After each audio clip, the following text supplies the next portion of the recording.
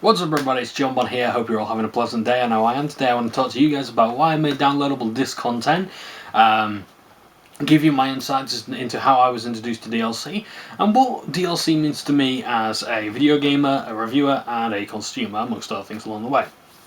I should just warn you now that you may see my incredibly white and fat legs on camera, so I'm just warning you, all right? I have to wear the jacket because so you wouldn't, otherwise you wouldn't know it's me.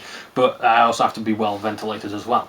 Anyway, so how was I introduced to DLC? First of all, I want to say that I was aware of expansion packs before this sort of story begins.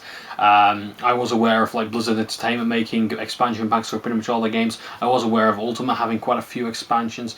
Bear in mind, I wasn't a PC gamer at the time. I haven't been up until about 3 months ago. So, expansions on console weren't really a big thing until the Xbox 360, and even then, DLC was just starting to kickstart itself there. So, whether, DLC has been on PC before the Xbox 360, I can't say, and how it was there, I don't know. But the way I was introduced to it was with a game called The Elder Scrolls Oblivion. Now, if you don't know The Elder Scrolls Oblivion, but you do know DLC, you know jack point shit. Because it was Oblivion that it created some of the best DLC I've ever played, and it also created the absolute worst that I have ever seen. It single-handedly created the stigma of this is what the future of content is going to be. This is going to be the future of gaming. And honestly, I am surprised that DLC practices have taken this long to get as shitty as they are now. I really am. Back then I wasn't as cynical, as snide. And I didn't really sort of care about many practices in the industry. So when Horse Armor came along, this is the first DLC after Oblivion's release, I didn't really sort of bat an eyelid to it. A lot of people were outraged by it. I was about 12, I think I was about 14 at the time, so obviously I wouldn't have really had many thoughts on it at the time. And with DLC being new, I might have even been tempted to buy it. A shocking thought, I know. Now, there's multiple reasons why Horse Armor was pretty much critically panned. It's universally not just disliked or laughed at, but hated. First of all, it was one of the few pieces of DLC on the Xbox Live Marketplace at the time. And, you has gamer pictures and themes for your dashboard, all this kind of thing, back when the dashboard actually meant something.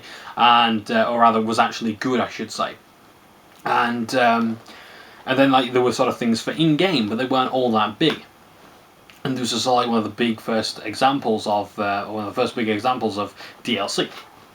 Now, I really don't want to lecture on about why this is useless, but I'll give you a couple of reasons. First of all, I don't think the armor provided any buffs to the horse.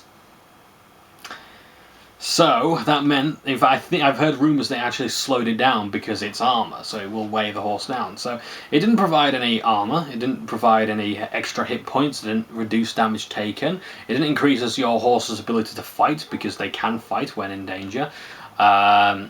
It could have slowed it down. I've heard rumours that it slowed it down. So, basically, the thing that speeds you up has been gimped, because you want it to look fancy. And you can't really sort of see the horse's armour when you're sort of mounted on it, at least all that well. And even if you can, do you really want to on Oblivion's graphical fidelity? Let me tell you now, Oblivion looks gorgeous. But my god, some of the textures up close, you really do not want to see them. And I bet that horse armour's the same. The only time you're really going to sort of be looking at your horse is when it's stabled. Sort of before you get on it, and then when you sort of dismount it, you're just going to walk wherever you need to go. As someone who's an adventurer player, someone who doesn't really like to fast travel all that much, my character has speed and agility. So he has athletics and acrobatics, meaning he can jump and run very far. It doesn't take much to sort of level your character in a way that you can sort of outrun horses. Honestly, you can outrun the Black Horse Courier at 70 speed, which doesn't take much, especially if it's one of your main attributes. Which for my sterling archer characters, who like to, stealth and use archers, bows, that's the one, bows and arrows and all this kind of stuff, and sneak about, they need agility and speed. I mean, the fact that you can outrun Mike the Liar pretty much tells you how useless horses are at that point. you know, and Might the Liar. He's not just like idling around like he's in Skyrim or whatever. He is as fast as ass. I'm not joking. You've got to see him. He's fucking funny as well, and his lines are just as good, if not better, than Skyrim. So yeah, so after that, like the horse armor was practically laughed out of the industry at that point, and still to this day, people compare DLC to horse armor, bring it up a lot. Kind of like how PC gamers sort of used to say, like, you know, yeah, but can it run Crysis, all that kind of thing. They don't do that so much, I don't think, now. But still to this day, horse armor is still referenced, and it's still it's still just as funny as it was when I first saw the meme a few years ago. Well, say a few years ago. Bloody hell, it was about a decade ago, wasn't it? So yeah, eventually, Oblivion released better DLC, like the spell tomes, the different houses. I won't talk about these in this video because I'm going to be rambling on for way too long. But eventually, it brought out expansions, like, well, I mean, a quest, such as Mehrunes Razor, which gave you a dagger that could, you know, it had a chance of killing someone instantly. It's pretty badass. I don't know if you... I know you can't kill Mehrunes Razor, but I wonder if he said anything if you struck him with it. I don't know. It actually says... I think it says in the Elder Scrolls 4 Oblivion Game of the Year game guide by Prima. I think it actually does say... You know, it does ask the question, can you do this? It's kind of like in Ultima where you can sort of ask the question, can I kill Lord British? Or better yet, no, how do I kill Lord British in this game? Honestly, these game spoilers, they really do. The same with like the Shivering Isles as well, another one of the expansions for Oblivion. Yeah, Oblivion had quite a few expansions, so it had like the Knights of the Nine, it had Mehrunes Razor, and it had the Shivering Isles. And the Shivering Isles is by far my favourite expansion ever to anything, or at least definitely one of them. It's definitely in the top 3. And I sort of use it as a framing device for DLC. If you're going to charge £15.99 for a DLC, whatever, or £14.99 for a DLC, it better be on par or better than the Shivering Isles. Because the Shivering Isles, the Shivering Isles for me had about 30 plus hours of content. Side quests, main quest. In fact, the main quest was damn fine, and the reward at the end was superb. I mean, it's more. I'm not going to say metaphorical or spiritual. It's not a very material reward. I'll put it that way. Although you do get your perks. I'm not going to spoil it and appreciate if other people didn't, because it is worth getting the expansion just to find out what the reward is. And also at the end, if you go to Sheogorath Shrine, there's a great surprise there. Honestly, I loved it. I always wanted to find out what happened there when you go back to Cyrodiil. Anyway,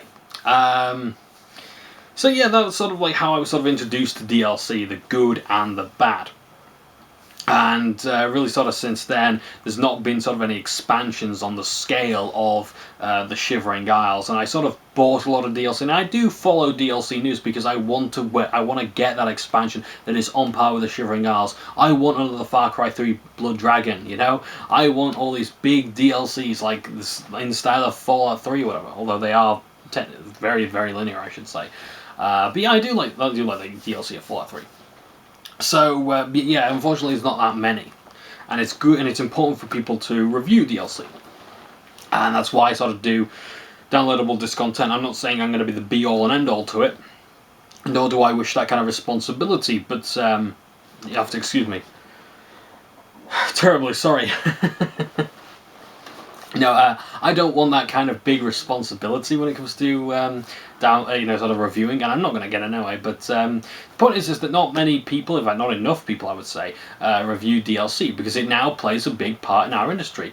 It's like the way I see it is that in the boardrooms, like let's say Bonn Co is a publisher, right, or Bonn Limited or Bonn Division or something like that. I don't know. I'm trying to think of a really clever name. Oh, fuck it, okay. Right, we'll just say like Johnbonne Industries, right? Johnbonne Industries as a publisher, alright? We're going to commission Bonji, right, to make Density, alright? I'm not even going to ask the question, how much DLC... Sorry, are we going to commission these guys to do DLC? It's not even a question anymore. Publishers will now sort of say, what DLC are we doing? How much DLC are we not doing? Not, are we doing it, yes or no? That's the way I see it, because there are so many games out there that have DLC, necessary or otherwise. Yeah, and they will do everything in their power to do it and to get it, And developers are roped into it. They have to carve out content because they need to cut out or make content for Best Buy for pre-order perks or GameStop for pre-order perks and exclusive stores, all this kind of stuff. And then they've got to sell it later on, and that's up to the publisher. That's sort of how big DLC is in our industry now. Yeah, it's not even a question of if; it's a question of when.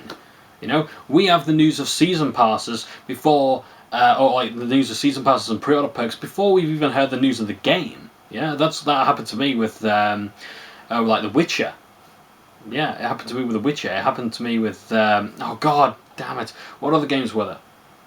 Okay, I'll put it this way. I think one of the extreme examples is the news. I sort of noticed the news of the Killzone Shadowfall season pass before the console it was even out. Now just think about that. Killzone Shadowfall is a release title for the PS4, right? And they've got a season pass for it before the console's out.